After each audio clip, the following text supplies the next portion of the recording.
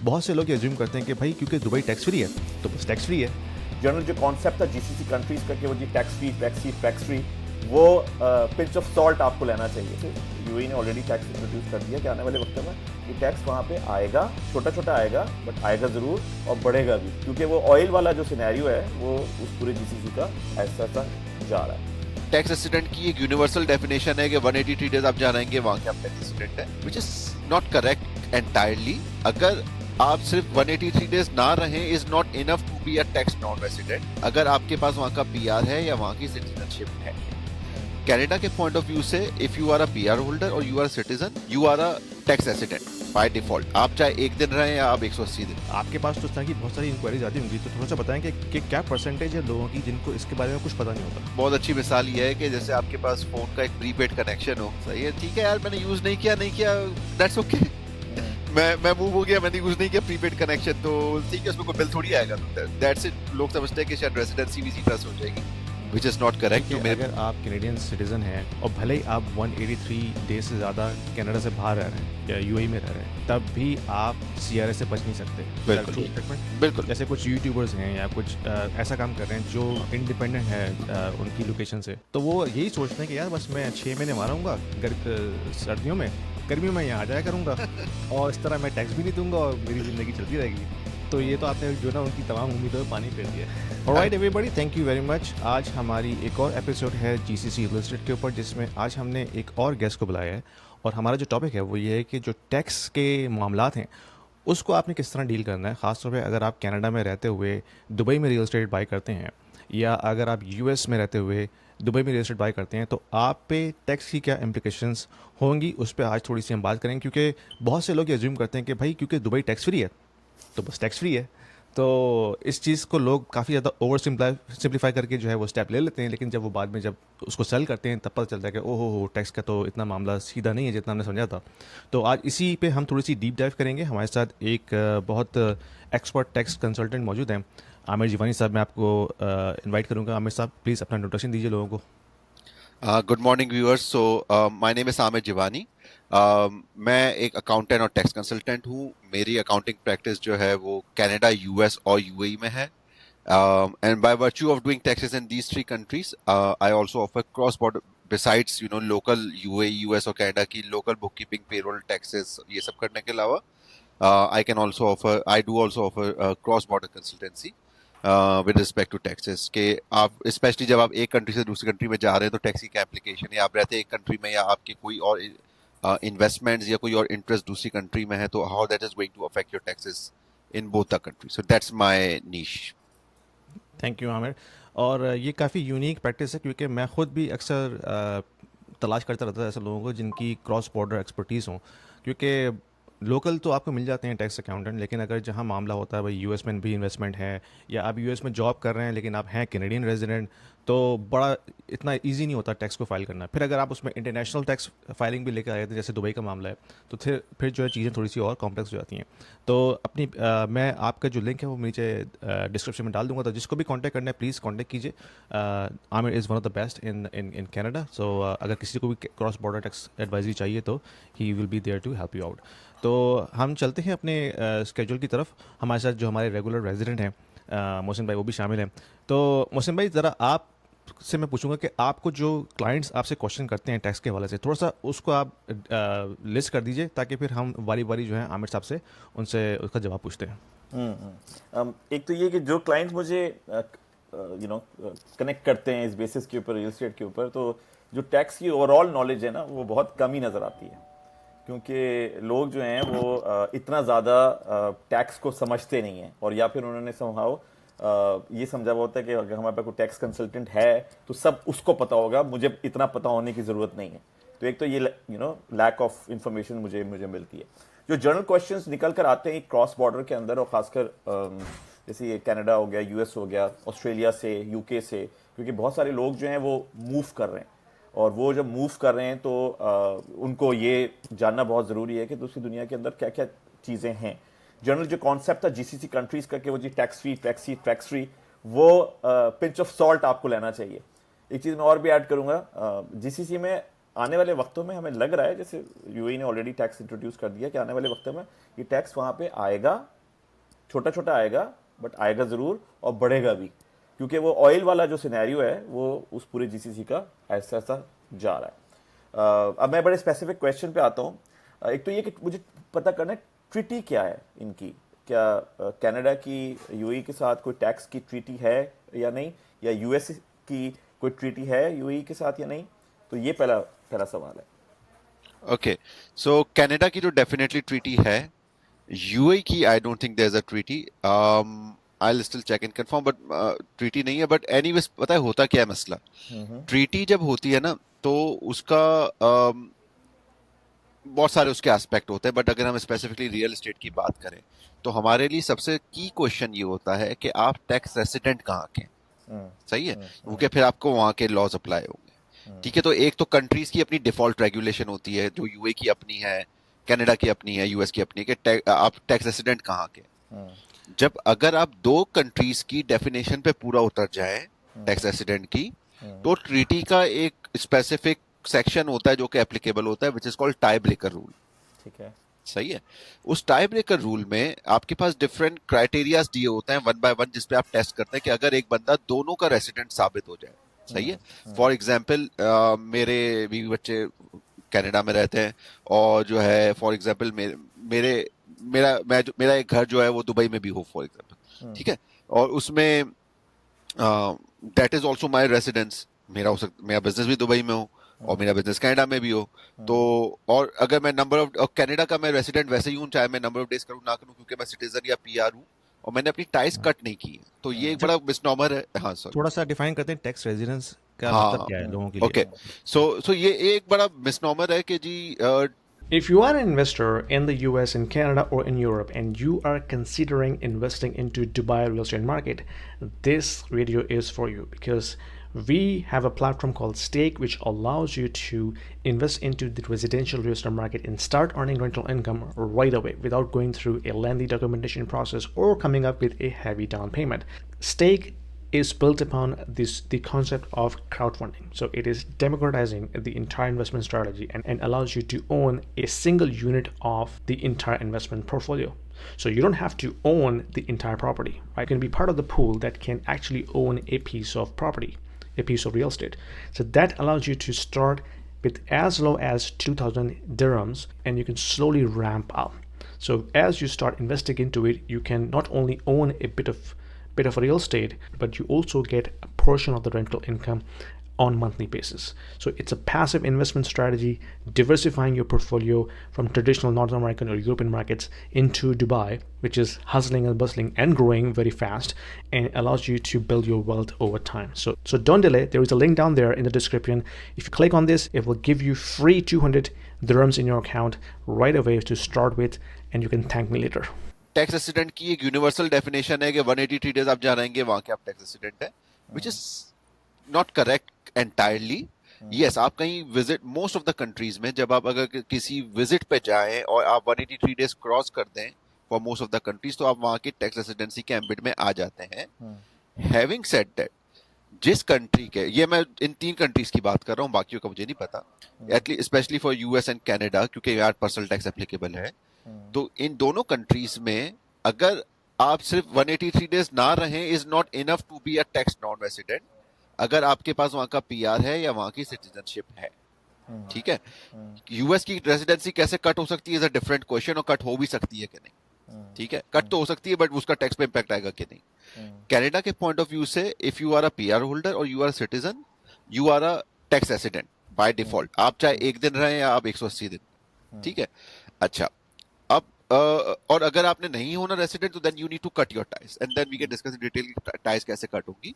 But या assuming हम उस बंदे की बात कर रहे हैं जो कि कनाडा का सिटीजन है या पीआर होल्डर, ठीक है, तो वो बाय डिफॉल्ट रेसिडेंट है, चाहे उसने जितने भी दिन गुजारे। ठीक है, तो अब टैक्स रेसिडेंसी का मतलब है कि किस मुल्क के टैक्स लॉज आप पे अप्लाई होंगे to pay your taxes, and there is very much of a possibility कि आप एक वक्त में 2 कंट्रीज के टैक्स रेसिडेंट हो जाए।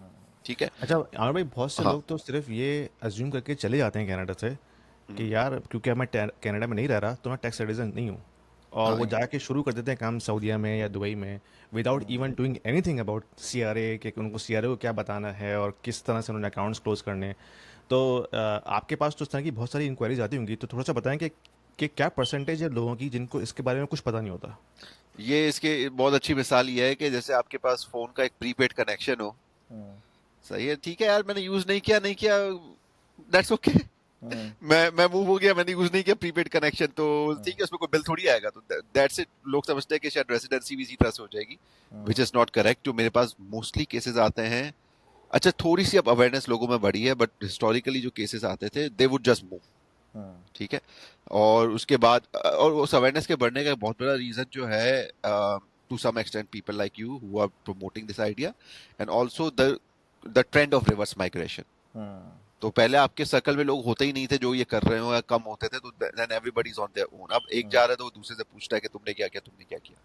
तो यस, ये केसेस आते हैं, और दैट्स ट्रू कि in order to, specially in the context of Canada and US, आप अगर वहाँ के पीआर होल्डर हैं या सिटीजन हैं, तो नॉन रेसिडेंट बनने का स्पेसिफिक कंडीशंस है जो आपने मीट करनी है, ठीक है। तो दैट इज इम्पोर्टेंट कि आप उसको मीट करें। तो बहरहाल, तो टैक्स रेसिडेंसी इज कि आपके किस कंट्री के लॉज अप्लाई होंगे, and there is very much of a possibility in some scenario कि आप पे दो कंट्रीज के लॉज अप्लाई हो रहे हो, कि आप इसके भी रेसिडेंट हैं, आप उसके भी रेसिडेंट हैं। In absence of double tax avoidance agreement, जो टैक्स ट्रीटी जिसे हम कहते हैं, ऑब्वियसली वो फिर दो जगह रेसिडेंट है। अब डिपेंड करता है कि वो जो दूसरी कंट्री है वो वर्ल्ड वाइड इनकम टैक्स करती है या सिर्फ अपना इनकम टैक्स करती है, तो वो एक सिनेरियो है। But assuming, let's go get back to US, Canada and UAE, कि अगर मैं समहाउ कनाडा और यूएई दोनों का टैक्स रेसिडेंट हो जाऊं, ठीक है, तो अब उसके बाद दोनों की डेफिनेशन मीट कर लूं। जैसे यूएई की डेफिनेशन सिंपल है, अब 180 डेज से ज्यादा रहना है, मैं रहा वहां पे, मैं वहां का रेसिडेंट हो गया, ठीक है। कनाडा की डेफिनेशन है कि आप पीआर होल्डर है और आपने अपनी टाइज कट नहीं की है, तो अज्यूमिंग मैंने टाइज कट नहीं की, तो मैं यहाँ का भी रेसिडेंट हो गया। तो अब मैं दो जगह का रेसिडेंट हूँ, तो अब वो ट्रीटी के अंदर जो क्लॉज होता है टाई ब्रेकर रूल का, वो अप्लाई होता है, ठीक है। उसका पहला क्लॉज है कि आपका परमानेंट एस्टेब्लिशमेंट कहाँ है, या आपका where is your home basically, ठीक है ना। And it doesn't mean real estate property, it means home, what you call home, सही है, घर और मकान का जो फर्क है। तो अज्यूमिंग दोनों जगह है, तो फिर वो दूसरे पे आते हैं कि आपका सेंटर ऑफ वाइटल इंटरेस्ट कहाँ है, सही है। अब उसमें आपके पास आपके बीवी बच्चे आ जाते हैं कि वो कहाँ रहते हैं, उसमें आपके इकोनॉमिक टाइज आ जाती हैं, ठीक है, और फिर उसमें इवन स्मॉलर चीजें भी आती है कि सोशल सर्कल कहाँ है और वेयर यू नो।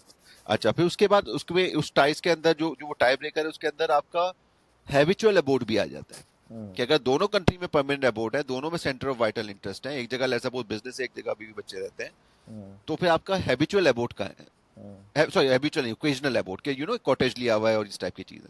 अच्छा चलने लेट्स सपोज दोनों जगह नहीं है वो, फिर उसके बाद जो टाई ब्रेकर आता है ना, वो आता है सिटीजनशिप का। दैट्स वेयर कनाडा यूएई के कॉन्टेक्स्ट में, for most of the people जो हम टॉक करते हैं जो यूएई सिटीजन नहीं है, ऑफ कोर्स उनका tie breaker will fall through towards Canada, सही है। तो that's why if you are a Canadian citizen और PR holder and you want to become a Canadian non-resident, so even though there is a treaty, but वो treaty का tie breaker rule आपको UAE के favour में नहीं ले जाएगा, क्योंकि सिटीजन वाले क्लॉज पे आप कनाडा के फेवर में आ जाएंगे, ठीक है। सेम चीज यूएस में, यूएस और यूएई की I don't think there is a treaty, but that's a very a generic language used in most of the treaties, जो भी डबल टैक्सेशन ट्रीटीज होती हैं, तो उसमें भी वो यही कॉन्टेक्स्ट यूज करते हैं। तो yes, treaty is important, but उसका फायदा टाई ब्रेकर रूल का जो है इटसेल्फ वो हमें नहीं मिलता है when we talk about Canada UAE for most of the people. तो इसलिए ट्रीटी के बजाय हमें देखना होता है कि लोकल रूल्स ऑफ द, क्योंकि नॉर्मली अगर लॉ एक चीज कह रहा है और ट्रीटी दूसरी चीज कह रही है, तो ट्रीटी सुपरसीड कर जाती है।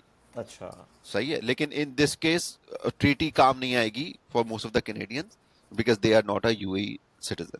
अच्छा, इसका मतलब ये है भाई कि Sorry for the interruption, guys. Just wanted to let you know that I also offer one-on-one consulting calls to the individuals who are looking to discuss their financial planning, their investment strategies, their kids' education planning, their immigration moves, as well as the young professionals, because I have been in the tech industry for almost 20 years. So I also offer one-on-one consulting calls to the young professionals who are looking to have their career development discussion with me, and also personal branding as well. So if you are looking to have some sort of an expert opinion, there is a calendar link in the description below. Book a 30 minutes call with me and I will be more than happy to help you out. अगर आप Canadian citizen हैं और भले ही आप 183 day से ज़्यादा Canada से बाहर रह रहे हैं या यूएई में रह रहे हैं, तब भी आप सीआरए से बच नहीं सकते. बिल्कुल बिल्कुल बिल्कुल. You have to cut your ties. It's as simple as that. Ties cut किए बगैर, मतलब ये आपने पासपोर्ट ले लिया या आपके पास पीआर कार्ड है, तो टाइज कट किए बगैर there is no way out. और टाइज कट करने का मतलब क्या है? मतलब आप सब चीज़ें ख़त्म करके जाएं, जैसे अपना घर बेच के जाएं, अपना बैंक अकाउंट बंद करके जाएं, जो आपके जो टैक्स शेल्टर अकाउंट्स होते हैं, टीएफएसए, आरआरएसपीज और वो सब, तो उस पर थोड़ा सा आप बता दें कि वो टाई, यानी कि जो आप अगर आपने टाइज ब्रेक करने हैं उसका मतलब क्या है? अच्छा, टाइज, इसमें भी एक थोड़ा सा मिसनोमर है कि सब कुछ ही खत्म करना पड़ेगा. कुछ होती है मेजर टाइज, कुछ होती है माइनर टाइज. ठीक है. मेजर टाइज है, फर्स्ट सबसे बड़ी मेजर टाई है आपके बीवी और बच्चे, स्पाउस और kids. So let's be gender neutral. तो आपके जो स्पाउस और किड्स हैं वो आपकी मेजर टाई है. They can not be in Canada, and उनके होते हुए आप यूएई आप कनाडा के नॉन रेजिडेंट नहीं हो सकते. ठीक है. एक माइनर सी एक्सेप्शन है कि अगर आप लेट्स सपोज पहले आप दुबई में रहते थे, अब आप कनाडा आए, आपने अपने आप को सेटल डाउन किया, पासपोर्ट लिया, नाउ यू आर री एस्टैब्लिशिंग योर टाइज. सही है. तो री एस्टैब्लिशिंग योर टाइज के केस में one spouse can go earlier, become non-resident earlier, and within a reasonable time other spouse should join. तो उसमें वो टाइमिंग डिफरेंस आ सकता है कि ठीक है मेरे बीवी बच्चे यहाँ हैं but still I am a non resident, but वो एक शॉर्ट टाइम के लिए होता है, जिसकी इन्होंने एग्जांपल खुद से यार ने अपनी वेबसाइट पे ये दी है कि लेट्स सपोज एक घर बेचना था जिसके लिए एक स्पाउस पीछे रुका हुआ था. दूसरी जो मुझे एग्जांपल नजर आती है, जो मुझे लगता है बड़ी रीजनेबल है, इज अ स्कूल ईयर, कि भाई बच्चे का स्कूल ईयर चल रहा है, मैं वो खत्म करवा के आऊंगा. ठीक है. तो अपार्ट फ्रॉम दिस एक्सेप्शन, आपका जो टाइज कट करने की सबसे मेजर टाई आपने कट करनी है वो है आपका स्पाउस और डिपेंडेंट कनाडा में नहीं हो सकता. अच्छा, दूसरी टाई है आपका घर नहीं हो सकता. रियल एस्टेट प्रॉपर्टी हो सकती है as an investment. You can not have your home, the place you call home, where you return to, right. आपका खाली घर नहीं हो सकता इन शॉर्ट. ठीक है. वो अगर है आपका तो आपने उसके रेंट आउट करना है. ऐसा नहीं है कि जी वो मेरी अम्मी रह रही हैं या जो है मेरे रिश्तेदार रह रहे हैं, रह सकते हैं, but that has to be at a fair market value of the rent. ठीक है. अच्छा, तो ना सिर्फ खाली नहीं छोड़ना बल्कि आपने उसे रेंट करना है eight a fair market value. अच्छा, तीसरा आपका इसके बाद आ जाता है कि आपकी स्पाउस का या आपका कैनेडियन एम्प्लॉयर नहीं हो सकता. सही है. तो ऐसा नहीं है कि जी मैं सॉफ्टवेयर इंजीनियर हूँ, मैंने अपने कंपनी से बात कर ली कि मैं जी दुबई से काम कर लूंगा, आप मुझे पैसे दे दें, वहां पे दे दें या यहाँ दे दें, वॉटेवर, लेकिन मैं उसी कंपनी के T4 पर हूँ और सब कुछ चल रहा है, तो that is not going to work. Canadian employer is not allowed. और एक और टाई है जो शायद ज्यादा केसेस में एप्लीकेबल नहीं होती, कि आप यूएई में काम कर रहे हैं और मतलब वही कैनेडियन एम्प्लॉय वाली बात हो गई कि फॉर एग्जांपल आप किसी डिप्लोमेटिक मिशन का पार्ट है या आप कैनेडियन आर्म फोर्सेस का पार्ट है और उन्होंने आपको वहाँ डिप्लॉय किया है, तो just because you are out और आपने चाहे उस वक्त अपने स्पाउस और किड्स को भी मूव कर दिया, आपने घर भी रेंट कर दिया, still that doesn't make you non-resident because you are on a duty for a Canadian employer. अच्छा, तो ये काफी ज्यादा इस पे तो काम ये तो हुआ हुआ है. आपने काफ़ी सारी लोगों की उम्मीदें जो है ना वो हमने इन्हें कहते हैं ना कि उसका आपने धमाका कर दिया कि लोग तो बड़ा ख्वाब देख के सोचते हैं कि यार मैं बस 6 मैं महीने वो हो बाहर जाऊंगा, रहूंगा, हाँ, बच्चे यहाँ और पे वहाँ पढ़ जाके लेंगे. मैं काम करता रहूंगा अपना जो भी. अगर बहुत से लोग ऐसे होते हैं जो सेल्फ एम्प्लॉयड होते हैं, जैसे कुछ यूट्यूबर्स हैं या कुछ ऐसा काम कर रहे हैं जो इंडिपेंडेंट है उनकी लोकेशन से, तो वो यही सोचते हैं कि यार बस मैं 6 महीने मारूंगा सर्दियों में, गर्मियों में यहाँ आ जाया करूंगा और इस तरह मैं टैक्स भी नहीं दूंगा और मेरी ज़िंदगी चलती रहेगी. तो ये तो आपने जो ना उनकी तमाम उम्मीदों में पानी फेर दिया. अच्छा, थोड़ी सी मैं गुड न्यूज भी दे देता हूँ. तो ये तो थी major ties. Major ties you have to cut. Minor ties जो है उसमें you can have those ties but reasonably. For example, एक माइनर टाई है passport, obviously you will keep it. दूसरी माइनर टाई आपकी हो जाती है bank accounts. You can keep it but 10 credit card खोले हुए हैं एक्स्ट्रा से ना हो, एक आधा आपने रखा हुआ है अपने. लेट्स सपोज आपका घर है, उसमें आपने जो है वो वो रेंट आउट किया हुआ है, उसका प्रॉपर्टी टैक्स कटता है, ये वो, उसके लिए अपने बैंक अकाउंट मेंटेन किया हुआ है, मे बी एक क्रेडिट कार्ड रखा हुआ है, कभी कभार आप यहाँ पे आते भी हैं, तो वो आपने कर लिया, ठीक है। अब इसी तरह एक माइनर टाई, अच्छा ये तो वो टाइज है जो कि आपको रखनी पड़ेंगी अगर आपके वो चीजें हैं यहाँ पे। कोर्स रन करने के लिए। कुछ चीजें माइनर टाइज ऐसी हैं जो कि हम अवॉइड कर सकते हैं और करनी चाहिए, जैसे कि पर्सनल बिलोंगिंग। सही है। अब मैंने एक टेस्ला खरीद ली थी, बस वो मुझे मिल गई थी, या वॉट एवर कार, कोई विंटेज कार है, जो भी है, मुझे बहुत अच्छी लगी थी, मैंने ले ली थी।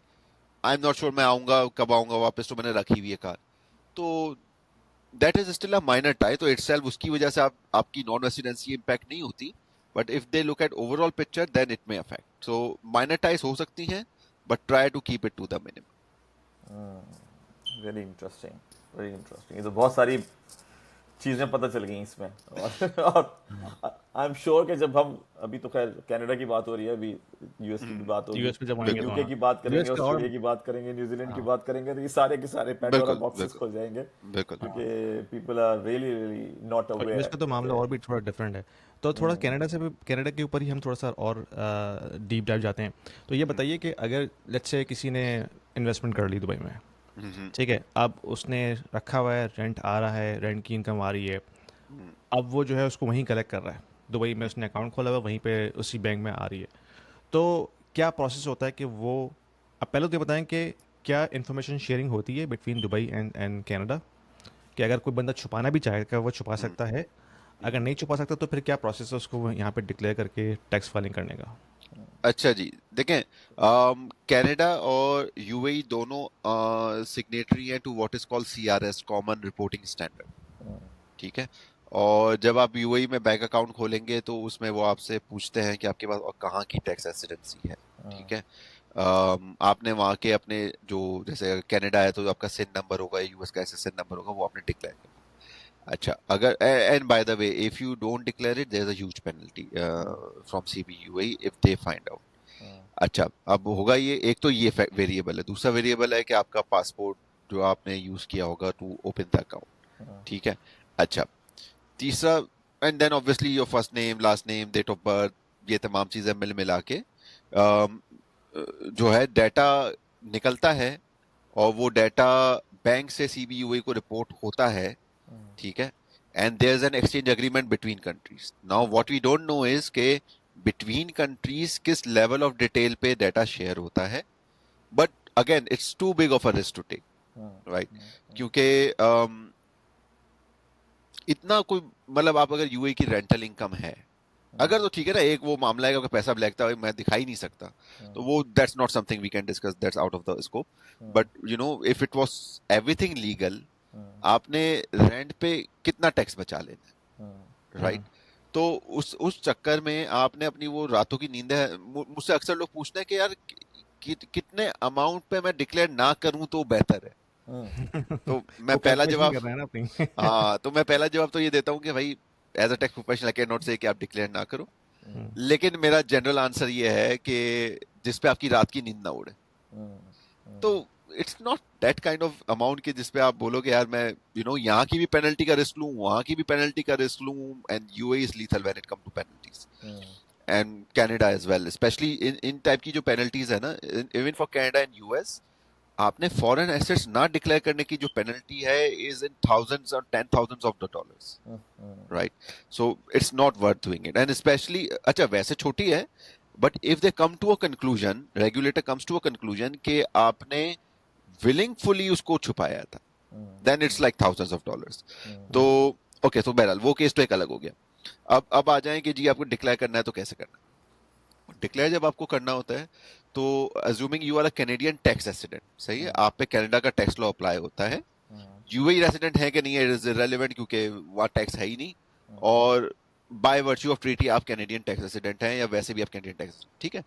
तो इन दैट सिनेरियो आपका पहली तो चीज ये होगी कि आपने फॉरेन एसेट आपका कोई भी हो, वो आपने अगर $1,00,000 से ऊपर है, उसकी कॉस्ट, नॉट मार्केट वैल्यू, उसकी कॉस्ट कैनेडियन $1,00,000 से ऊपर है, तो आपने अपने एक फॉर्म में डिक्लेयर करना होता है विच इज कॉल्ड T1135, ठीक है। इसकी एक एक्सेप्शन ये है कि अगर वो आपकी पर्सनल यूज प्रॉपर्टी है then you don't have to declare. जैसे अगर मेरा दुबई में घर है जहां मैं जब जाता हूं तो मैं रहता हूं, तो I don't have to declare, ठीक है, तो वो आपको नहीं करना। लेकिन अदरवाइज अगर आपकी आपके कोई भी एसेट है फॉरेन जो कि पर्सनल यूज एसेट नहीं है, तो आपने डिक्लेयर करना। अच्छा, लाइकवाइज आपके बैंक में पैसे पड़े हुए हैं तो वो भी अपने ठीक है, कोई कह सकता है बैंक में पर्सनल यूज है, लेकिन that only applies to the property. Property के लिए पर्सनल यूज का क्लॉज है, या फिजिकल एसेट्स के लिए। बट अदरवाइज आपके स्टॉक्स है, बैंक अकाउंट है, कलेक्टिवली अगर आप $1 लाख क्रॉस कर जाएं, यू हैव टू डिक्लेयर। तो मेरी वो प्रॉपर्टी वैसे तो इतनी सस्ती होती नहीं है, लेकिन फॉर एग्जांपल उसकी कॉस्ट, एंड कॉस्ट का मतलब इक्विटी नहीं, कॉस्ट का मतलब एक्चुअल प्रॉपर्टी की कॉस्ट, एक्विजिशन सिर्फ आप कॉस्ट। या एक्विजिशन कॉस्ट है, जिसमें बैंक का लोन भी इंक्लूड हो गया। तो आपने खुद फाइनेंस किया, बैंक ने किया, जो भी किया, बट वो प्रॉपर्टी मेरे नाम पर है और उसकी कॉस्ट एक्स अमाउंट है। मेरे बैंक अकाउंट में पैसे पड़े बाहर, उसकी कॉस्ट वाई है, और जो है मेरे स्टॉक्स हैं, मैंने जो है लेट्स सपोज सालिक के शेयर्स लिए हुए, उसकी कॉस्ट जेड है। तो एक्स वाई और जेड मिलके अगर $10,000 at any point in the year हो गए, आई नीड टू डिक्लेयर। अगर मैंने उसी साल में 10,000 प्रॉपर्टी, सॉरी 100,000 100,000 100,000 100,000 कैनेडियन डॉलर से ज्यादा हो गए, तो आई नीड टू डिक्लेयर। अगर मैंने ड्यूरिंग द ईयर बेच भी दिया तो भी I need to declare at least in that year. जनवरी में लिया और जून में बेच दिया, still I need to declare. ठीक है, तो ये तो हो गई फॉरेन एसेट की डिक्लेरेशन। ठीक है, अच्छा, ये डिक्लेरेशन आपने लाजमी करनी है, चाहे आप बेचें या ना बेचें उसको with in the tax year. हाँ हाँ, एट एनी पॉइंट अगर आपका वो थ्रेशोल्ड क्रॉस हो गया $100,000 का, तो you have to declare all your assets. सही, फॉर एग्जाम्पल मैं कैनेडियन रेसिडेंट हूँ, मेरी पाकिस्तान में कोई अकाउंट में पैसे पड़े हुए जो कहते कोई 10,000 कैनेडियन डॉलर। सही है, अब मैंने एक प्रॉपर्टी, तो अब तक मुझे पिछले सालों में नहीं करना था। अब लेट्स सपोज मैंने इस साल प्रॉपर्टी ले ली जो कि थी 150,000 कैनेडियन डॉलर की। ठीक है, तो अब मुझे ये भी करना है और वो पाकिस्तान वाला भी करना है। ठीक है, तो ये तो हो गई एक declaration which is about your foreign asset. सही है, और इसकी पेनल्टी वैसे तो कोई $250 या ऐसे कुछ होती है per day, maximum up to 2,500 है। बट जब आप डिटेल में जाके पढ़ते हैं तो कहीं आपको ये भी लिखा हुआ मिलेगा कि अगर ये विलिंग होगा तो इस पे penalty can go into tens of thousands. तो दैट्स वन थिंग। तो इसमें ये कि आपकी जो ओवरऑल इंटरनेशनल जो एसेट की वैल्यू है, हाँ, वो 100,000 से अगर नीचे है तो ये रिबेट दिया हुआ इन्होंने आपको कि आपको ना रिपोर्ट करें और ना टैक्स पे करें। लेकिन जैसे ही वो वैल्यू ओवरऑल दुनिया में कहीं पे भी 100,000 क्रॉस कर जाए, बिल्कुल तो आपको रिपोर्ट भी करना है और उस पर टैक्स भी पे करना है। बिल्कुल बिल्कुल ऐसा ही है। और अच्छा टैक्स तो जब देना पड़ेगा ना, जब आप डिस्पोज करेंगे इसको। अच्छा, अब टैक्स पे आते हैं। तो एक तो आपने रिपोर्ट कर दिया कि जी ये मेरे फॉरेन एसेट है, और उसी फॉर्म के अंदर सवाल होता है कि इस हर एसेट के लिए कि इससे आपने इनकम कितनी जनरेट की, उस पर आपने कैपिटल गेन कितना किया। तो डिस्पोज नहीं किया तो कैपिटल गेन नहीं हुआ, अगर इनकम जनरेट की है तो आपने लिख दिया, ये एक अलग है।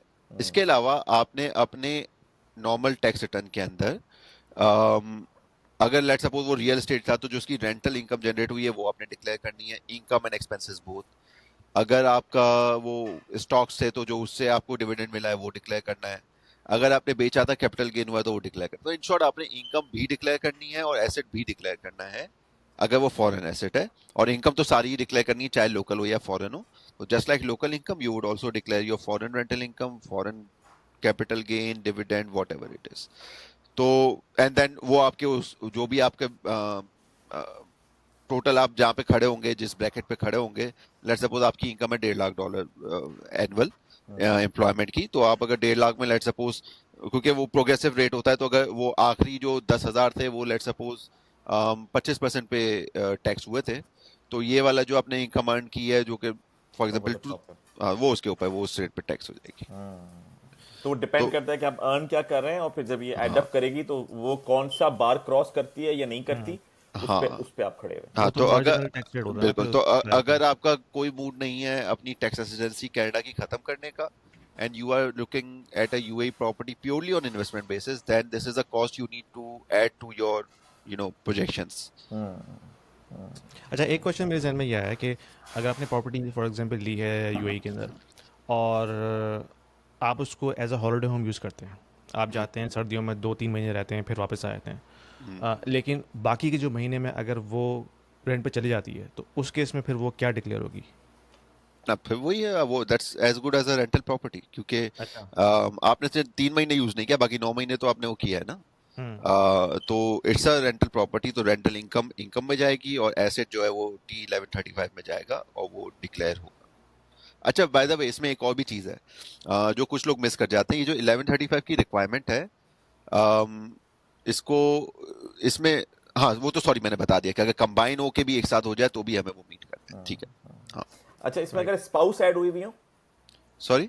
स्पाउस हाँ जॉइंट तो ओनरशिप हो। हाँ तो देखिए कनाडा का, अच्छा यहाँ पे यूएस और कनाडा का थोड़ा फर्क आ जाता है। यूएस बहरहाल हमने अभी तक डिस्कस नहीं किया, तो let's keep it separate. Canada के पॉइंट ऑफ व्यू से हस्बैंड वाइफ का रिटर्न सेपरेट होता है। सेपरेट होता है, दो हाँ, डिफरेंट एंटिटीज हैं। हाँ तो अगर वो ज्वाइंटली ओन करते हैं तो आप 50 इसके खाते, अगर लेट्स सपोज 1 लाख की प्रॉपर्टी और ज्वाइंटली ओन करते हैं और that is the only foreign property, तो 50 इनके खाते में 50 उनके खाते में, तो ऑब्वियसली डिक्लेयर नहीं करना है, सही है। लेकिन अगर, अच्छा फिर देयर इज अ पॉसिबिलिटी कि वो उनके जो वाइफ है उनके खाते में 50 ही रहे, लेकिन husband in addition to that उनकी कोई इनहेरिटेड प्रॉपर्टी भी है, तो वो मिलके अगर उनका 100,000 क्रॉस हो गया, then he has to declare but she doesn't have to declare. तो इसमें ये हो सकता है कि अगर आपने जॉइंट ओनरशिप पे प्रॉपर्टी कोई हाँ, ली हुई है और बेगम की वहां कोई इनकम नहीं आ रही, राइट, हाँ, हाँ, वो जॉब people नहीं do it करती। people do it a lot of time and that makes perfect sense. Perfect sense. Locally in Canada as well and also in UAE, कि अगर आपका इनकम डिफरेंस है बिटवीन हस्बैंड एंड वाइफ, तो it makes perfect sense कि आप joint property लें या उसके रेशो को ऐसा रखें। Although you have to prove कि वो उतना कंट्रीब्यूशन वाइफ की तरफ से आया है, बट हस्बैंड वाइफ में प्रूव करना is not know big deal. तो प्रपोर्शन इस तरह से रखें कि इनकम का ज्यादा पोर्शन वाइफ के पास जा रहा हो या whatever works for their scenario, तो yes that can be done. तो कनाडा जो है वो प्रमोट्स लव एंड मैरिज। और दूसरा एंगल इसमें ये भी है कि वो इसलिए भी उन्होंने किया हुआ होगा कि क्योंकि वहां तो डिवोर्स वगैरह का भी सिलसिला होता है जिस तरह से होता है, और चीजें बिल्कुल इक्वली सेपरेट होती हैं। बिल्कुल, तो उन्होंने वो प्रॉब्ली वो बेनिफिट जो है उस हाँ, चीज को उन्होंने वाइफ को ट्रांसफर किया है कि ठीक है, पैसे तुम्हारे हस्बैंड ने कमाए थे, लेकिन जो ये एसेट है, ये गवर्नमेंट इनकरेज कर रही है कि दो लोगों के उसमें जाएं, ताकि खुदा ना खास्ता, अल्लाह ना करे, अगर होती है तो हाँ। वाइफ को फायदा हो जाए along with the kids, तो आई थिंक प्रॉब्ली उन्होंने बैलेंस आउट करने की कोशिश की है इसको इस तरह आई से। डोंट नो व्हाई इतना इतना इन्होंने सोचा था but कि I'm नहीं just सोचा thinking कि था, इन्होंने बट या ये ये पूरा एक किया क्या, साइड बेनिफिट तो है इसका। Side benefit. या that's true. Interesting. Right right. अच्छा, ये थोड़ा सा बताइएगा कि टैक्सेस का अगर बात हो रही है तो ये भी जरा बता दें, कनाडा में कितने कितने परसेंट टैक्सेस हैं, गेन कैपिटल गेन टैक्स कितना है, रेंटल टैक्स कितना है, कोई वेल्थ टैक्स है या नहीं, या और कोई ईयरली प्रॉपर्टी पर टैक्स पे करना है नहीं करना, तो ये 3-4 टैक्सेस जो हैं वो थोड़ा सा बताइए। अच्छा देखिए, कनाडा में इनकम टैक्स जो है ना वो हर इनकम के लिए अच्छा यूएस में थोड़ा अलग है। कनाडा में आप इसको मैं एग्जांपल देता हूँ, इट्स लाइक अ बकेट, सही ना, जिसमें बकेट से ज्यादा बेहतर वो जो गिलास होता था ना, यूं करके ऊपर से चौड़ा और नीचे से फनल टाइप का, फनल। इट्स लाइक दैट, सही है। तो लेकिन फनल में मसला है नीचे से निकल जाता है, इसमें निकलता कुछ नहीं, इसमें रहेगा सब कुछ। तो समझ ले फनल है लेकिन नीचे से बंद है। ओके। तो आपकी जो भी इनकम है, employment, rental, this that, even capital gain में एक एक्सेप्शन है कि उसका आधा कैपिटल गेन यूज होता है, कम टू दैट, बट जो भी आपकी टैक्सेबल इनकम है वो उस फनल में जाती जाएगी। जब आप वो फनल कम भरा हुआ होगा तो टैक्स रेट छोटा है, as long as you can keep adding तो वो ब्रॉड होता जाएगा, टैक्स रेट आपका बढ़ता जाएगा, but not on the entire income. वो जो नीचे वाला था वो उसी रेट पे था। जैसे फॉर एग्जांपल शुरू के रफली 15% 15,000 होता है, जिस 15,000 जिसपे टैक्स जीरो है, फिर उसके बाद 15% का रेट आता है, फिर वो बढ़ता जाता है। अच्छा अब ये एक कोई स्टैंडर्ड नंबर मैं नहीं दे सकता क्योंकि प्रोविंस टू प्रोविंस भी वेरी करता है, फेडरल प्लस प्रोविंस मिला के, बट मोटा मोटा यू कैन से कि अगर आप जो है वो 2.5 लाख पे पहुंच जाए ऑन योर एनुअल इनकम, तो यू वुड रीजनेबली एक्सपेक्ट कि आपका ब्रैकेट 35% क्रॉस कर जाएगा वेरी इजी, सही है। एवरेज और मार्जिनल आपका 40 से ऊपर होगा, सही है, या ज्यादा ही होगा, ये मैं फिर भी कंजर्वेटिव नंबर बता रहा हूँ। तो ये अच्छा, तो ये तो एक बात हो गई कि टैक्स रेट है क्या। दूसरा जो आपका सवाल था कि तमाम इनकम, तो हर every income is treated same, वो उस फनल में जा रही है जहां वो ओवरऑल फॉल करेगा उसके हिसाब से रेट लग जाएगा। कैपिटल गेन के लिए सिर्फ एक एक्सेप्शन ये है कि अगर आप 100 रुपए का कैपिटल गेन करते हैं तो उसमें से 50 टैक्सेबल है, half of it is not taxable, ठीक है। ठीक है, और मैक्सिमम जो टैक्स रेट है वो रफली 50% है। तो अगर आप हाईएस्ट ब्रैकेट में भी है तो कैपिटल गेन आपका ओवरऑल का 25% से ऊपर नहीं जाएगा अगर आप हाईएस्ट ब्रैकेट में। And obviously if husband and wife own it together तो वो ब्रेक डाउन होके कम नंबर हो जाएगा। तो it always makes perfect sense as long as you trust your spouse. तो उसमें ब्रैकेट्स दिए हुए हैं। सॉरी, कैपिटल गेन टैक्स में भी ब्रैकेट्स हैं, यानी नहीं, वो वही वाले ब्रैकेट है, वही इनकम का जो एक नॉर्मल इनकम टैक्स का जो जो उनका ब्रैकेट है, वो बस फर्क इन्होंने ये किया कि उस इनकम कैपिटल गेन की अगर इनकम होगी तो 100 रुपए होगी तो वो 50 ऐड करेंगे, नॉट द एंटायर 100। तो इन अदर वर्ड्स आप समझ लें कि half of it is not taxable और tax free and remaining half is taxable. बड़ा वियर्ड लगता है कनाडा में टैक्स फ्री का वर्ड यूज करना मुझे, but that's true. Half of it is not taxable, remaining half is taxable. तो वो रिमेनिंग आपके उस फनल में जहां भी फॉल कर जाएगा वो आपका टैक्स रेट होगा। अच्छा, लास्ट ईयर फेडरल गवर्नमेंट ने इसका जो इंक्लूजन रेट था वो बढ़ाया था, फिर उन्होंने वो रिवर्स कर दिया, लेकिन फिर उसके वापस कर बावजूद दिया। मैंने सुना था कि सीआरए जो है वो उसी रूल के ऊपर चल रहा था। उन्होंने टैक्स जो है ना लोगों से मांगना शुरू कर दिया था जो हायर इंक्लूजन रेट था, तो नहीं वो नहीं, रिवर्स हो गया था फिर बाद में। दैट वाज अ मेस, क्योंकि पहले गवर्नमेंट ने some time in May announce किया था 2024 में कि जी हम बढ़ा रहे हैं, जून से एप्लीकेबल होगा। For some weird reason they kept 25th of June, I don't know why. 1st जुलाई कर लो, 31st दिसंबर कर लो, लेकिन हाँ। नहीं। Anyways, but by the time Trudeau went out and जनवरी 2025 में उसके बाद दे रिवर्स्ड इट। अब होता क्या इसका मसला कि जो ये टैक्स सॉफ्टवेयर होते हैं ना, हर साल इन्हें अपने जो जो नए रूल्स आते हैं उसको इनकॉर्पोरेट करना होता है अपने सॉफ्टवेयर को उसके हिसाब से, और उन्हें सीआरए से सर्टिफाई करवाना पड़ता है। तो वो चल रहे थे उस इंक्लूजन रेट के हिसाब से, चाहिए उन्होंने सब चीजें कर ली। बैकएंड पे सीआरए को जो अपने फॉर्म्स वगैरह अमेंड करने थे उन्होंने भी कर लिए। अब अचानक से जब वो रिवर्स हुआ तो सबको अपनी सारी चीजें रिवर्स करनी पड़ी, दोबारा अपने सॉफ्टवेयर रीसर्टिफाई कराने पड़े। तो उसकी वजह से मैस हुआ था। उसकी वजह से गवर्नमेंट ने जिन लोगों पे वो एप्लीकेबल था कैपिटल गेन, उनकी डेडलाइन बढ़ा के 2 जून कर दी थी। बट हैविंग सेड दैट, लिया वही 50% है स्टिल। अच्छा। फॉर्म आपके जो जो जब आप प्रॉपर्टी बेचते हैं तो उसमें तो कोई फॉर्म नहीं मिलता है, लेकिन जब आप कोई स्टॉक बेचते हैं तो आपको जो वो मिलता है T5008 या दूसरे जो इस तरह के फॉर्म्स होते हैं, उसके अंदर स्पेसिफिकली मेंशन, उसके अंदर बाकायदा जो है वो 2 अलग बॉक्सेस थे कि कौन सा कैपिटल गेन 25 जून से पहले का है, कौन सा बाद का है। They did capture that data, but tax वही लगा है 50% के हिसाब से। Right. Interesting. What about rental income के ऊपर? सेम सिनेरियो जो आपने ये हम फॉरेन रेंटल की बात कर रहे हैं, राइट? तो नहीं, in fact- अगर कनाडा का भी हो तो सेम होगा, चाहे हाँ एक्चुअली कनाडा का भी सेम होगा कि जो आपकी उस बकेट में जहाँ फॉल करेंगे वहां पे आएगा। तो कनाडा में अगर किसी ने देखना है कि जी मैं ये एक नई इन्वेस्टमेंट कर रहा हूँ, इस पे मेरा टैक्स क्या लगेगा, अज्यूमिंग आप पर्सनल कैपेसिटी में कर रहे हैं, तो all you have to see is कि आपका मार्जिनल टैक्स रेट है क्या। सही है। और that is the bigger problem. Normally होता क्या है कि अगर एक बंदा सैलरी पर है 1.5 लाख 2 लाख 2.5 लाख अच्छी सैलरी पर है, टैक्स तो कट के आता है ना सैलरी पे, तो वो तो उसने कभी अपना पैसा समझा ही नहीं था। सही है। नॉर्मली भी नहीं था, आया भी नहीं था ही नहीं।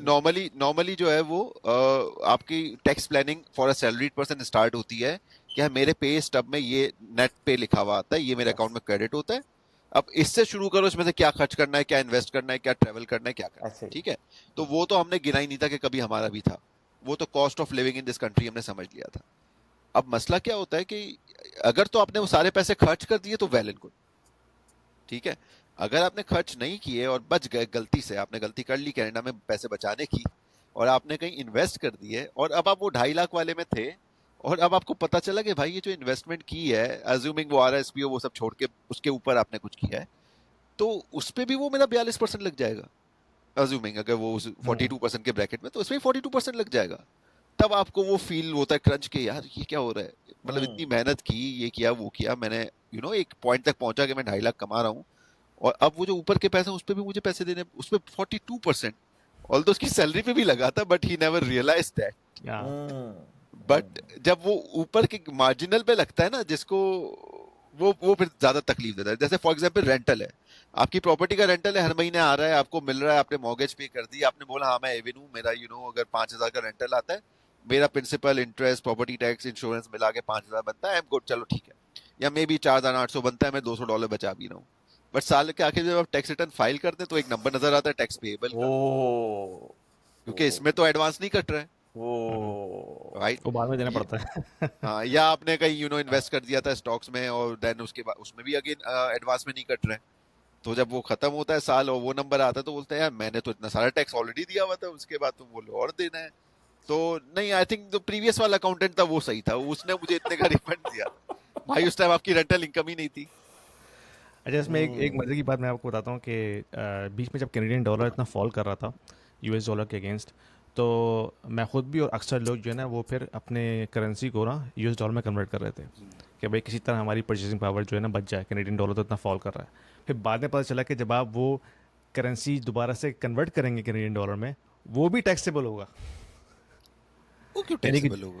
यानी कि अगर आपने let's say US dollar bye किया, हाँ हाँ ठीक है, हाँ। और फिर बाद में आपने यूएस डॉलर को सेल करके दोबारा कैनेडियन डॉलर में कन्वर्ट कर लिया, तो जो भी आपने उसमें कैपिटल गेन कमाया होगा फॉरेक्स ट्रांजैक्शन के अंदर, दैट इज ऑल्सो टैक्सेबल। ये बात सही है? Financial education is very important for everybody, especially for the kids who are still at school. Because when they grow up and go into the professional lives, if they don't know how to manage their finances, that is going to be a disaster to begin with. I have just published an ebook for the kids aging between 10 and 16 years to understand how they can manage their finances. So when they grow up, they know exactly how to manage their personal finances, because I have broken it down at a very, very basic level. What is money? How can we save? How can we invest? What is debt? How can we use debt? What is credit card?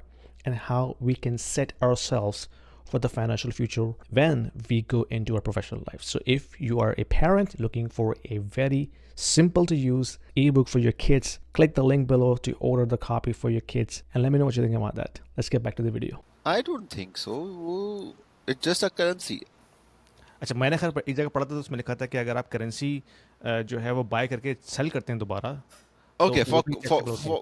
For corporations yes, क्योंकि corporation अपनी पूरी balance sheet maintain कर रही हैं, उनके पास वो gain आता है तो वो उन्हें कहीं तो डालना है ना। अगर वो फॉर एग्जाम्पल, अच्छा कॉर्पोरेशन के केस में तो ये है कि इवन लेट्स सपोज आपने कन्वर्ट नहीं भी किया था, आपने एक कंपनी को इनवॉइस किया, आपका यूएस का कस्टमर था, उसको इनवॉइस किया यूएस डॉलर पे $1000 पे, तब एक रेट था। बाय द टाइम आपको पैसे मिले, कैनेडियन गिर गया था तो ऑब्वियसली आपको पैसे मिले वो उस कैनेडियन डॉलर के इक्विवेलेंट से ज्यादा मिले, तो that goes as an income and obviously you pay tax on that. वहां तक तो सही है। लेकिन अगर मैं एक इंडिविजुअल हूँ, लेट्स सपोज मेरे टीडी के अकाउंट में जो है 10,000 कैनेडियन पड़े थे, मैंने कन्वर्ट किया उसको यूएस में और फिर यूएस पड़े, फिर बाद में मैंने यूएस को कैनेडियन कर लिया, तो नहीं, उस पे नहीं है। बट कंपनी के केस में yes, that might be the case. Right. तो जो लोग फॉरेक्स ट्रेडिंग करते हैं तो फिर उनका टैक्स कैसे? हाँ, वो अलग चीज है ना। Now that is a business, right. Now that is an investment. मैंने नॉर्मल अकाउंट टू अकाउंट, मेरा टीडी का फर्स्ट कैनेडियन अकाउंट था, एक यूएस डॉलर अकाउंट था, मैंने यहाँ से वहां ट्रांसफर किया, जो भी रेट लगा, और तो बैंक साल ली था, उनसे करके कोई फायदा नहीं होता, लेकिन मैंने कर लिया, सही है ना, फॉर वॉट एवर रीजन, या वापस ले लिया, तो दैट्स ओके, उसमें कुछ नहीं है। हाँ, मैंने कोई इन्वेस्टमेंट इंस्ट्रूमेंट खरीद लिया, कोई ऑप्शन ले लिया, कोई इस तरह की चीज कर ली, तो जाके तो then it is a problem, not problem, it is then subject to taxes. क्योंकि वो जो आप करेंगे वो कभी कभार करेंगे आप, तो प्रॉब्लम उन्होंने उसको छोड़ा हुआ है। लेकिन अगर आप उसको रेगुलर कर रहे हैं एज अ बिजनेस ट्रेडर, नहीं, आपने कोई इन्वेस्टमेंट नहीं ली ना। मेरा आफ्टर टैक्स मनी था, आज एक करेंसी में था, कल मैं दूसरी करेंसी में कर लिया, वहां तक तो सही है।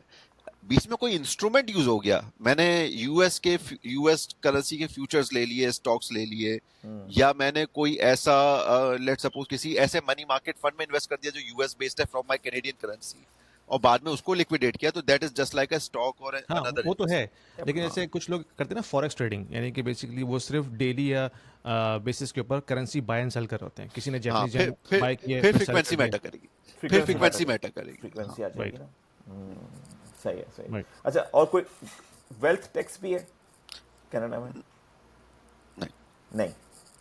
आपने अगर वेल्थ बना ली अपनी है तो उस पर कोई वो नहीं है कि वो, मेरे ख्याल में आप इनहेरिटेंस टैक्स की बात कर रहे हैं शायद मोहसिन भाई। वेल्थ नहीं, जब आप स्टैब्लिश कर लेते हैं ना, तो उसके में उन्होंने कुछ कंट्रीज के अंदर उन्होंने रखे हुए होते हैं कि इतनी वेल्थ है तो शायद इतने % टैक्स पे करना पड़ेगा। नहीं, वेल्थ टैक्स एज सच नहीं है, वो जो आप करंट ईयर में अर्न करेंगे आप उस पे टैक्स देंगे। इनकम टैक्स है बस, चाहे किसी भी तरीके से आए, चाहे कैपिटल गेन हो, चाहे रेंटल हो, चाहे आपकी अपनी इनकम हो, कुछ भी हो, जो आप करेंगे उसके ऊपर आपको पे करना है। बट इन अदर केस देखें, वेल्थ बन रही है तो वेल्थ जा कहाँ रही है? या तो आप प्रॉपर्टी ले रहे हैं, या आप इन्वेस्टमेंट कर रहे हैं। प्रॉपर्टी ले रहे हैं तो आपने प्रॉपर्टी टैक्स देना है, ठीक है। अगर आपने इन्वेस्टमेंट की है तो उस इन्वेस्टमेंट की इनकम पे टैक्स देना है, not on the wealth itself but income पे देना है। प्रॉपर्टी टैक्स का मतलब ये कि जब आप बाय कर रहे हो तो आप पे करेंगे, वो एक अलग चीज है, वो लैंड ट्रांसफर टैक्स है। लैंड ये हम कनाडा की बात कर रहे हैं, कनाडा की बात कर रहे हैं। हाँ, ये कनाडा की कैनेडियन प्रॉपर्टी की बात कर रहा हूं मैं, कि अगर राइट। मैं कैनेडियन रेसिडेंट हूं या नहीं भी हूं, मैंने कैनेडियन प्रॉपर्टी खरीदी, किसी ने भी खरीदी, उसको एक तो लैंड ट्रांसफर टैक्स देना है, सही है, और दूसरा उसने उसका प्रॉपर्टी टैक्स एवरी ईयर देना एवरी ईयर भी देना है उसका प्रॉपर्टी है, टैक्स। प्रॉपर्टी टैक्स कनाडा में देना है जी। वो वैसे ही है मुझे भाई, जैसे यूके में स्टैम्प ड्यूटी होती है, स्टैम्प ड्यूटी यहाँ पे कहते हैं लैंड ट्रांसफर टैक्स को। राइट और राइट। जो आप काउंसिल को टैक्स पे करते हैं, काउंसिल टैक्स यूके में, वो यहाँ पे प्रॉपर्टी टैक्स होता है। हाँ अच्छा अच्छा अच्छा अच्छा अच्छा, वो तो जो जो मैनेजमेंट का टैक्स है हाँ, बेसिकली, वो तो बिल्कुल आपने पूरे साल देना हाँ है। हाँ। वो आपने, हाँ अच्छा अच्छा अच्छा, सर्विस का चार्ज है, ठीक है ठीक है ठीक है। और इनहेरिटेंस टैक्स का क्या है, वो कितना है? इनहेरिटेंस का जनाब ये है कि डिपेंड करता है आपके एसेट्स क्या क्या है, ठीक है ना। अगर तो एक गरीब आदमी मर गया जिसके अकाउंट में 10,000 पड़े थे, तो वो तो, और हस्बैंड वाइफ का ज्वाइंट अकाउंट था, वाइफ को ट्रांसफर हो गया तो चैप्टर क्लोज, उसमें तो कुछ नहीं है।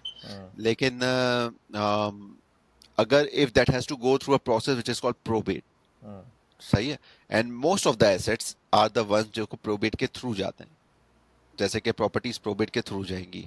थोड़ा सा बता दीजिए प्रोबेट क्या होता है। हाँ, प्रोबेट बेसिकली ये है कि भाई फर्स्ट करे एक साहब की डेथ हो गई, अब उसका जो है एक विल थी कि जी एज पर दैट विल वो पैसे, उनके दो बच्चे थे तो दोनों को आधे आधे मिल जा रहे थे।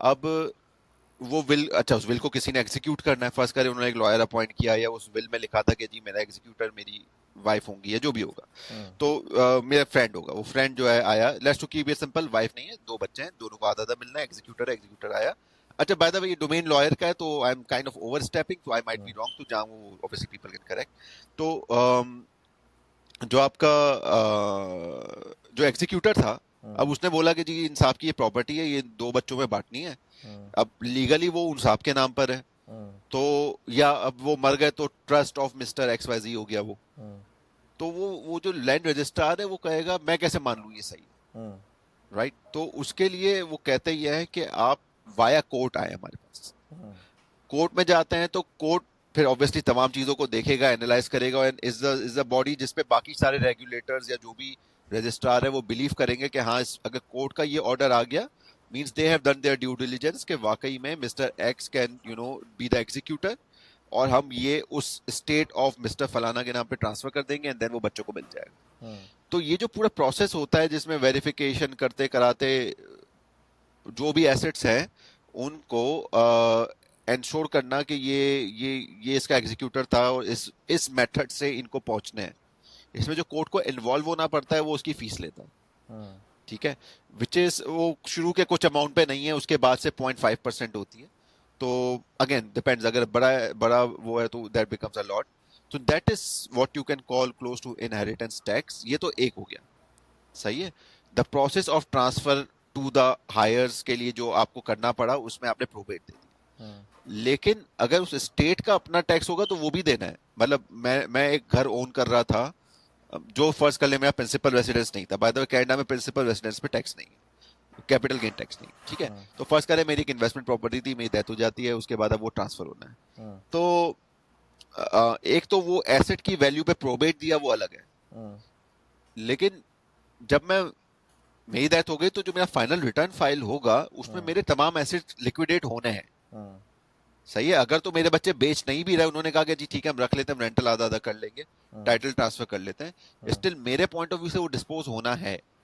तो मैंने लिया था आज से 20 साल पहले एक्स अमाउंट पे और आज हो गए उसकी वाई अमाउंट, तो ये कैपिटल गेन जो मेरा जो फाइनल ट्रस्ट जो टैक्स रिटर्न फाइल हो रहा होगा उसके अंदर ये कैपिटल गेन जाएगा। तो मरने के बाद भी छोड़ेंगे नहीं आपको। तो वो कौन पे करेगा वो?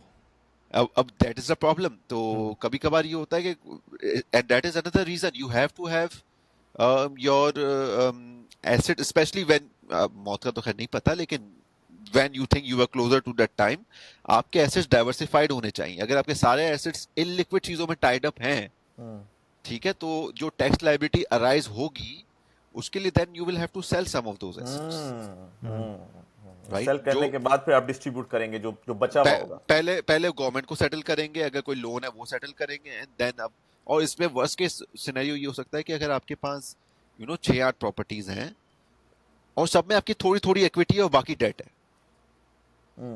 अब आपने just for the meeting that number आपने जो है मल्टीपल सेल करनी पड़ेगी। पहले लैंडर को सेटल करना, मतलब पहले तो नहीं but at the same time lander settle होगा, और जो थोड़ी थोड़ी इक्विटी निकली उससे आपने बाकियों को पे किया, and to make it even worse, अगर बच्चे कहते हैं कि भाई हमें एक दूसरे पे भरोसा नहीं है, हमें अपना कैश दे दो, देन आपने वो सारी बेचनी पड़ी। तो that's another reason you should diversify your portfolio from that point of view as well, कि जब मैं मरूं तो कुछ लिक्विड एसेट भी हो, सब इलिक्विड ना हो। और उसमें एक बड़ा अच्छा इंस्ट्रूमेंट, मेरी कोई वो उसमें कमीशन नहीं मिल रहा है, बट बड़ा अच्छा इंस्ट्रूमेंट जो है वो लाइफ इंश्योरेंस है, क्योंकि life insurance is out of probate, सही है, और वो आपको इमीडिएट तो नहीं कह सकते, वो भी अपना ड्यू डिलिजेंस करते हैं, बट रिलेटिवली जल्दी आपको एक कैश अवेलेबिलिटी दे देते हैं। Are you feeling lost in the complexity of global economy and trying to understand how this is going to impact your investment portfolio? You are not alone, my friend. I have been through and I have learned the hard way, and I'm trying to converge all of my experience and learnings into a course that I just designed specifically for you. In this course, Mastering Macroeconomic Fundamentals for Investment Strategies, I'll show you how to decode the economic trends, navigate market cycles, and build smarter, adaptable investment strategies. You're going to learn, analyze key indicators like GDP, inflation, and yield curves, identify opportunities in commodities and crypto alike, and adjust your portfolio to thrive in any cycle. With real-world examples and actionable insight, this course will empower you to invest with confidence, no matter what the market is. Don't just react to the news. Understand them. Enroll now and take control of your financial future today. That you can use for these kind of stuff. Wealth of information. Wealth of information. मैं आपको बता दूं, आनवर भाई, जो जिन लोगों से मैं interact करता हूँ 99% लोगों को ये नहीं पता होता, अगर मैं एग्जैजरेट ना कर रहा हूँ। तो ये जो इन्फॉर्मेशन आपने शेयर की है, ये बहुत कम लोगों को पता होती है। शायद वो लोग होते होंगे जो इस प्रोसेस से गुजर चुके हों, लेकिन कोई अगर इस प्रोसेस से गुजरा नहीं है तो उसको कोई आइडिया नहीं होगा कि मैंने किस तरह टैक्स फाइलिंग करनी है, क्या इम्प्लीकेशंस होनी है मेरे ऊपर अगर मैं इस प्रोसेस से गुजरता हूँ, या मैं कोई चीज़ लिक्विडेट करता हूँ, या मैं प्रॉपर्टी बाय करता हूँ, या भी जो भी आपने डिस्कस किया है। I think majority of the people they don't know about this. जैसे मुश्किल चीज़ों को तो अवॉइड ही किया जाता है ना, जब पड़ेगा तो देख लेंगे वाला सिनेरियो है। तो अल्लाह मालिक है, देख लेंगे उस वक्त जब होगा। तो हम उन चीज़ों को डिस्कस ना पैसों को डिस्कस करते हैं, ना विल को डिस्कस करते हैं, ना टैक्सेस को। जो चीज़ तकलीफ दे उससे डिस्कस करने की जरूरत नहीं है। उस पर खामोशी जरूरी है, और अपनी मर्जी से सुनते हैं। जो सेलेक्टिव हियरिंग, सेलेक्टिव हियरिंग, अपनी मर्जी से सुनते हैं। और ये I agree with Yasin. Obviously मैं काफ़ी लोगों से इंटरेक्ट कर रहा हूँ, और बहुत सारे इधर उधर लोग बैठे हुए दुनिया के अंदर, और जब ये लोग इन्वेस्टमेंट्स की वहाँ बात करते हैं यूएई के अंदर, और ओमान में भी देख रहा हूँ मैं, तुम लोगों से मैं ये कहता हूँ कि जब तुम एक तो प्रॉपर्टी ले लो तो एक तो विल ज़रूर करवा लेना, और वो सबसे पहले करवा लेना, क्योंकि तुम एक ऐसी रिमोट जगह के ऊपर जाके इन्वेस्ट करने जा रहे हो जहाँ का तुम्हें कुछ नहीं पता। तो तुम बिल्कुल नहीं चाहोगे कि खुदा ना खास वो प्रॉब्लम्स तुम्हारे बच्चों को आए आगे, कि भाई वो कहाँ करा लिया था और ये हो गया था वो हो गया था। तो बेहतर है कि ये सारी चीज़ें अच्छी खुशी में करें आप, कि मैंने कुछ खरीदा है तो मैं जाके विल जो है वो हाँ। अच्छा, इसमें एक चीज मैं और ऐड कर दूं। Again I am not the expert on that will part, लेकिन दो चीजें देखना जरूरी है उसमें, कि एक तो आपने अपने होम कंट्री के एंड से क्या आपके लॉस कहते हैं उसके हिसाब से आप कर लें, और उस कंट्री के हिसाब से। अब होम कंट्री के हिसाब से आपने विल कर ली, चले वो तो हो गया। उस कंट्री में अब फॉर एग्जांपल शरिया लॉ में there is a specific way जिसमें ब्रेक डाउन होता है। तो if you want otherwise, then probably you need to have your spouse as joint, so that everything is joint, and then वो उस पे applicable ना हो। नहीं, वो खुद एक बहुत बड़ा टॉपिक है बिल्कुल, कि उसको किस तरह से आपने मैनेज करना है। बट अगेन वही कि सबसे पहले तो टैक्स कंसल्टेंट से बात करें जहाँ पे भी आप बैठे हुए, उससे पहले पूरी एडवाइजरी ले लें, इन एंड आउट सब कुछ, और फिर आगे बढ़ें। बजाय इसके कि आगे बढ़ जाएं और फिर याद आए टैक्स कंसल्टेंट, तो फिर वो देर हो चुकी होती है, फिर फायदा नहीं। ये भी हमने हार्ड वे में सीखा है, क्योंकि काफ़ी कुछ कंपनीज वगैरह बनाते रहे और चलाते रहे। तो यही होता था कि आई थिंक शुरू में तो हमें कोई आइडिया नहीं था, लेकिन जब एक दफ़ा दो दफ़ा, मैं इवन पाकिस्तान की बात कर रहा हूँ, यहाँ पर जब आ गए एफबीआर के कि जी ये मसला है, तो फिर घुसे उसके अंदर। जब घुसे तो आइडिया ये हुआ कि यार ये मसला उनका मसला नहीं है, मसला ये कि आप हमें पता ही नहीं है कुछ।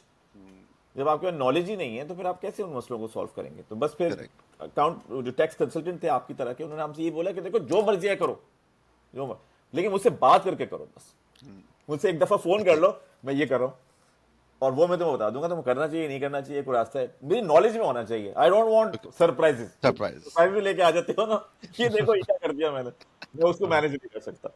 तो इस वक्त ऑब्वियसली खासकर ग्लोबलाइजेशन चल रही है, तो आप जैसे लोगों की तो बड़ी शदीद जरूरत है, बिल्कुल और बिल्कुल। खासे और सेशंस करने चाहिए हमें आमिर के साथ इस टॉपिक के ऊपर, और अभी तो डिटेल अपने में यूएस जानना को टच ही चाहिए। नहीं किया ना, अभी तो यूएस एक और हम्म। एपिसोड करनी पड़ेगी यूएस के हवाले से। बिल्कुल।